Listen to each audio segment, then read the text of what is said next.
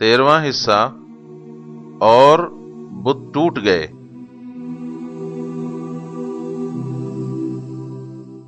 حضور کا خواب۔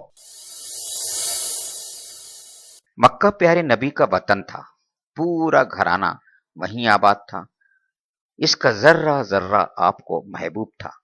وہاں سے جانا پڑا تو آپ کو بہت دکھ ہوا، بے اختیار آنکھیں ڈبڈبا آئیں، لیکن جلد ہی دن پلٹے۔ زمانے نے دیکھا آپ پھر اسی شہر میں داخل ہوئے، البتہ پہلے آپ مظلوم و بے بس تھے، آج فتح کا جھنڈا ہاتھ میں تھا۔ خدا کو منظور ہوا آپ پھر لوٹیں، وہاں سے بتوں کو نکال باہر کریں، مرکز ایمان کو پھر نور ایمان سے جگمگا دیں۔ پیارے وطن میں پہنچ کر آپ کو کتنی خوشی ہوئی، اس کا اندازہ کون کر سکتا ہے۔ ہجرت کو کئی برس گزر گئے، آپ مدینہ ہی میں رہتے رہے، مسلمانوں کے ساتھ اپنا کام کرتے رہے، لوگوں کو اسلام کی طرف بلاتے رہے۔ اس دوران قریش سے جنگیں بھی ہوئیں۔ ایک رات آپ نے خواب دیکھا، آپ بیت اللہ میں داخل ہو رہے ہیں۔ آپ نے یہ بھی دیکھا کہ خانہ کعبہ کی کنجی آپ کے ہاتھ میں آ گئی ہے۔ آپ نے یہ بھی دیکھا کہ آپ سر منڈا رہے ہیں۔ آپ نے یہ بھی دیکھا کہ آپ کے ساتھ ساتھ آپ کے جانثار صحابہ بھی ہیں۔ آپ بہت خوش اٹھے۔ فجر کا وقت قریب تھا، مسجد گئے، ساتھیوں کے ساتھ نماز ادا فرمائی۔ فجر بعد آپ روز ساتھیوں میں بیٹھتے، ان سے کچھ دیر بات چیت کرتے۔ آج بھی آپ بیٹھے، ان کو اپنا خواب سنایا اور فرمایا انشاءاللہ مسجد حرام میں تم ضرور داخل ہوں گے اور اس وقت میں کوئی خطرہ نہ ہوگا۔ اسلامی قافلہ مکے کی طرف۔ مکہ مسلمانوں کا محبوب وطن تھا، وہاں سے وہ زبردستی نکالے گئے تھے۔ اس کا ان کو بڑا رنج تھا، اس کی یاد ایک پھانس تھی جو ہر وقت کلیجے میں کھٹکتی رہتی۔ حضرت بلال مکہ میں کس قدر ستائے گئے، لیکن جب ان کو مکہ یاد آتا تو وہ رونے لگتے۔ اکثر مہاجرین جان بچا کر مکہ سے نکل آئے تھے، لیکن خاندان اور بال بچے تو وہیں تھے۔ زبان مبارک سے یہ خوشخبری سن کر انہیں بڑی خوشی ہوئی۔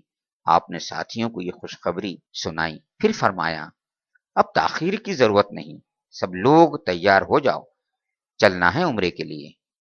اس موقع پر جانثاروں کو کتنی خوشی ہوئی، اس کا اندازہ کون کر سکتا ہے۔ ایک دوسرے کو زوردار مبارکباد دی، گرم جوشی سے معانقے کیے، پھر گھروں پر گئے، سفر کی تیاریوں میں لگ گئے۔ کعبے سے انہیں بے انتہا محبت تھی، وہاں کے لیے انہوں نے قربانیوں کا بھی انتظام کیا۔ ہجرت کا چھٹا سال تھا، ذی قعدہ کا مہینہ تھا۔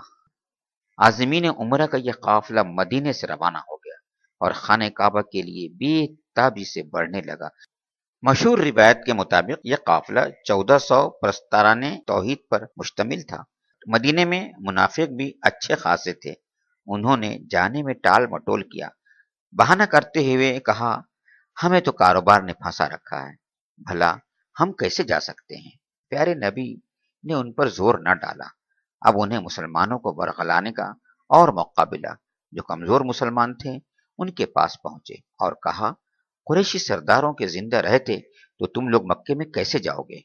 حوصلہ مند مسلمانوں نے جواب دیا قریشی سردار کیا کر لیں گے، پیارے نبی قریش سے زیادہ طاقت رکھتے ہیں، آپ بار بار ان کے دانت کھٹے کر چکے ہیں۔